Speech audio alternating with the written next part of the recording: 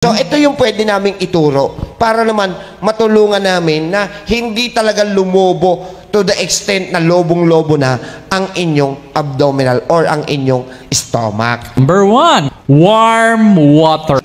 Tama. Nakakatulong pala tong warm water. Para hindi pala masyadong lumulobo ang inyong tiyan, mas magandang ang iniinom mo, imbis na malamig, ay warm water. Sabi, warm ha, hindi hot. Okay. Sa umaga pala, ang dapat mong gawin, sabagay, nasabi na natin to before, Yes. inom ka ng maligamgam na tubig. Bakit? Para po, i-ready mo ang digestive system mo para mag-absorb. Kasi i-cleanse niya, magkakaroon ng activity yung nervous system dito sa ating, yung nerve dito, magkakaroon ng activity para itulak yung waste pababa. At maging ready ang digestive system mo sa pagpasok ng plano mong kainin. Ayun. Number 2. Fresh lemon juice. Hindi yung tinitimpla. Fresh na lemon, pinipiga. Bakit maganda si lemon para mag-flatten ng stomach? Number 1, punong-puno po siya ng enzyme at may kasama rin siyang vitamin C.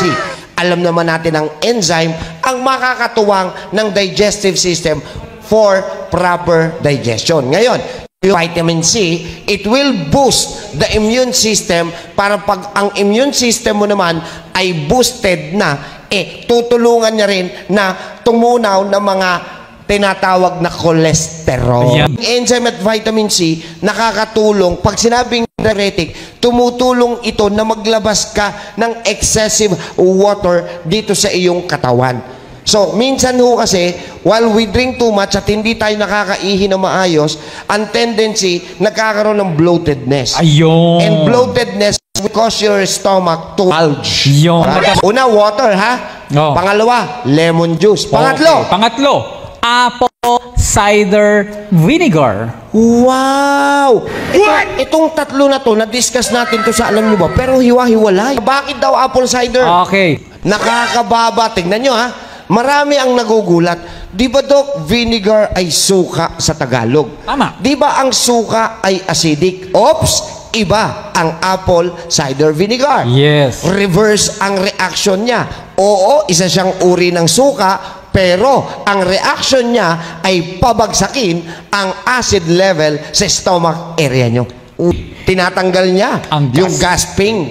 This apple cider vinegar increases the acidity of your stomach to allow the enzymes to work more efficiently to help break down the protein. Yun. It will lower blood sugar level. It will increase insulin level. Wow. It will improve and speed up metabolism. Galing. And it will burn fat and will suppress your appetite. Grabe, no? Yan Mababawasan ang pa yung kagandahan. takaw mo. Yan. Nakakababa pa ng sugar. Ayan. Nakakaburn pa ng cholesterol. Yun yung laman ng apple cider vinegar. At